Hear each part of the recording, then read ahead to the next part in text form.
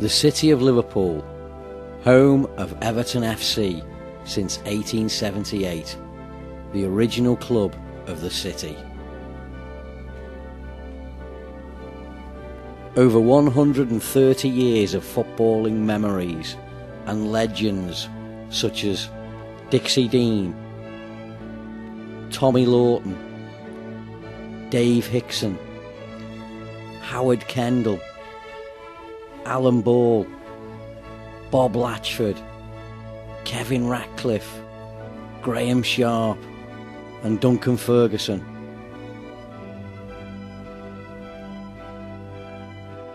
Five FA Cups, the European Cup Winners' Cup, 9 league titles, 8 of which were brought back to Goodison Park.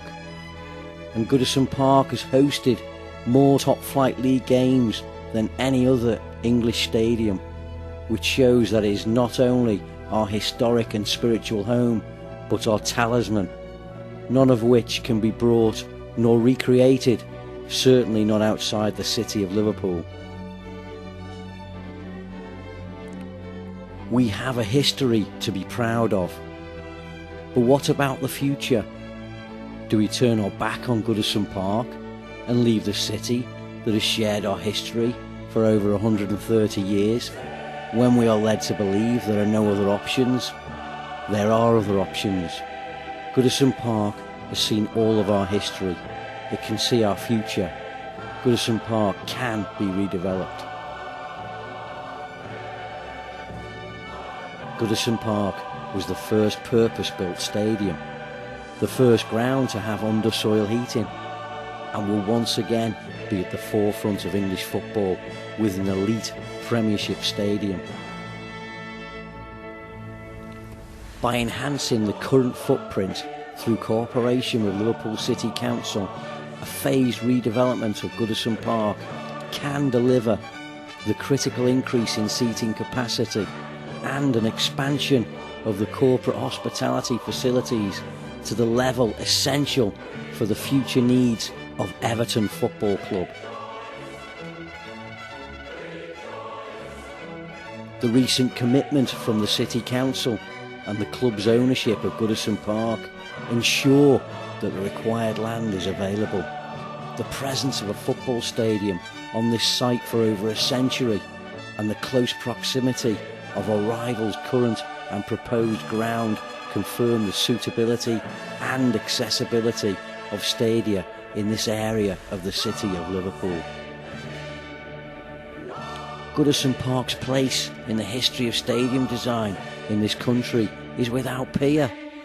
The first purpose-built football stadium and the site of the first true double-decker stand that inspired Archie Leach to repeat the format on a grander scale around all 4 sides to make Goodison Park the first stadium with 2, 3 and then 4 double-decker stands at a time when the possession of just one such structure elevated that stadium's status to the exceptional. Goodison Park had 4.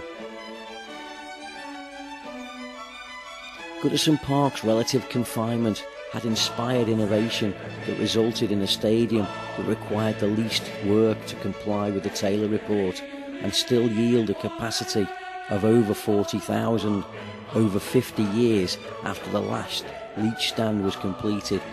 There are only a handful of these classic stands surviving, and Goodison Park is the only club with 2 intact and joined together. Goodison Park is the only place where classical and contemporary stadium design can be combined.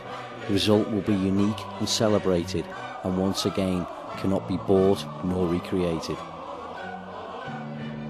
The first major English football stadium, built in 1892. Everton had the first purpose-built football stadium. 1907, first true double-decker stand. 1909, first stadium with 2 double-decker stands. 1926, first stadium with 3 double-decker stands. 1938, first stadium with 4 double-decker stands. Final phase completed in 1938. establishing Goodison Park as the best stadium in the country. In the 1940s, Everton had the largest ever attendance at Goodison Park, 78,299. 1966, Goodison Park picked as one of the 2 semi-final venues for the World Cup. In the 1970s, Evertonians witnessed the opening of the largest stand in Britain, the main stand, which had 3 tiers. In the 1980s, Goodison Park acquired new roofs on the Gladys Street and Bullens Road stands. Today, Goodison Park is a historic stadium that is renowned for its atmosphere, described as intimidating and one of the noisiest by top football managers. The new Goodison Park can be our legacy for the future. Multi-phase redevelopment with no loss of capacity. Increased capacity up to 60,000 if required. Improved viewing and concourse facilities. Improved hospitality and corporate areas. Improved media, official and player facilities. On-site hotel, conference, banqueting and leisure facilities. On-site parking for 500 vehicles. Construction will be achieved through a combination of innovative funding methodology, asset disposal, commercial partnerships, council assistance and supporter involvement.